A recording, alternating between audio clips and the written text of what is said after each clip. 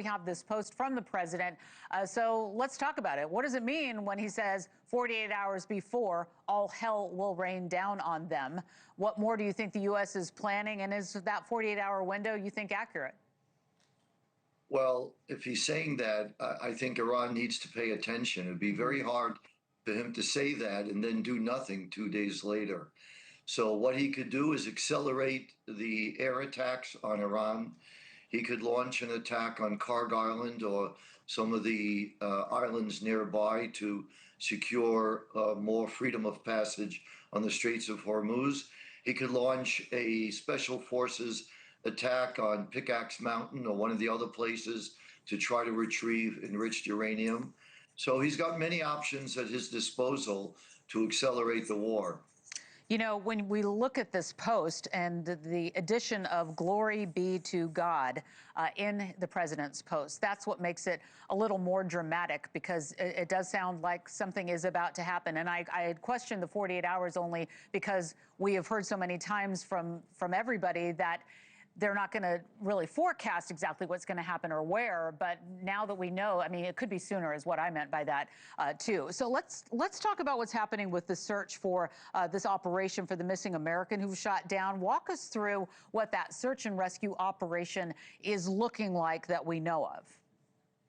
Well, there are special forces and reconnaissance soldiers who are an airmen who are specially designed and trained just for these rescue operations.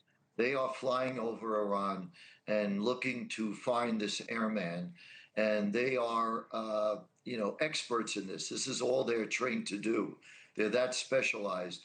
So we're very hopeful that they will indeed find this pilot.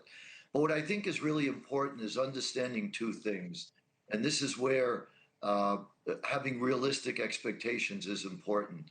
The United States has attacked a country twice the size of Texas, 13,000 times in the last month, and not one plane has been shot down. That is just extraordinary.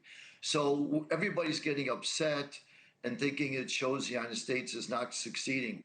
It's a miracle it didn't happen earlier with 13,000 attacks over Iran. I was stunned that you didn't have planes shot down before that. Remember, Iran is one of the 10 largest military forces in the world. So we have to keep that in mind. Moreover, only 7 American soldiers have been killed in this war.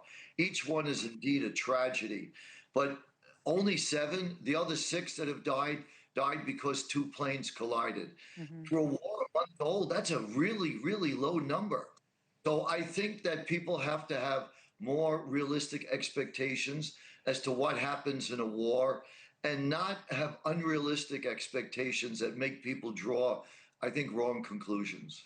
You know, the chief of staff to the exiled Iranian crown prince spoke out on how much the Iranian regime is actually hated by its own people, something that we've heard about for a long time. Let's take a listen. If he is found by local, everyday people, normal Iranians, there's a very good chance that they'll try to help him. They'll try to return him where he belongs, to the safety of the U.S. Armed Forces.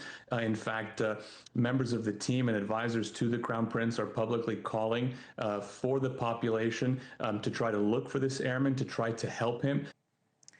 And I'm curious how likely that would be. And last hour, I had Matt Wiz Buckley on. He is a retired F-18 fighter pilot, and he said that they not only train for this, but they carry a card in their uniform that is in multiple languages that will speak to somebody if they are captured, if they come across somebody who doesn't speak the language, saying, like, this is who I am, I mean you no harm. I thought that was really interesting. But what do you think? How likely would that be? I think it's likely, because this is what not only the downed pilot, and every pilot has been trained for, is what happens if your plane gets shot down. That's a huge part of their training. So this pilot seems to have survived from all accounts. So he is well prepared to be able to survive in Iran. And with the cavalry on its way, we're very hopeful. It all depends where he went down. If he had bad luck and he went down right near an IRGC military base, it's going to be harder for him. But the training is arguably among the best, if not the best in the world, that the pilot goes through and the people that are going to rescue him have gone through. So we can't be better positioned than we are right now. Thank you for watching. Subscribe below and download our NewsNation app right now on your phone, and you will get fact-based, unbiased news for all Americans.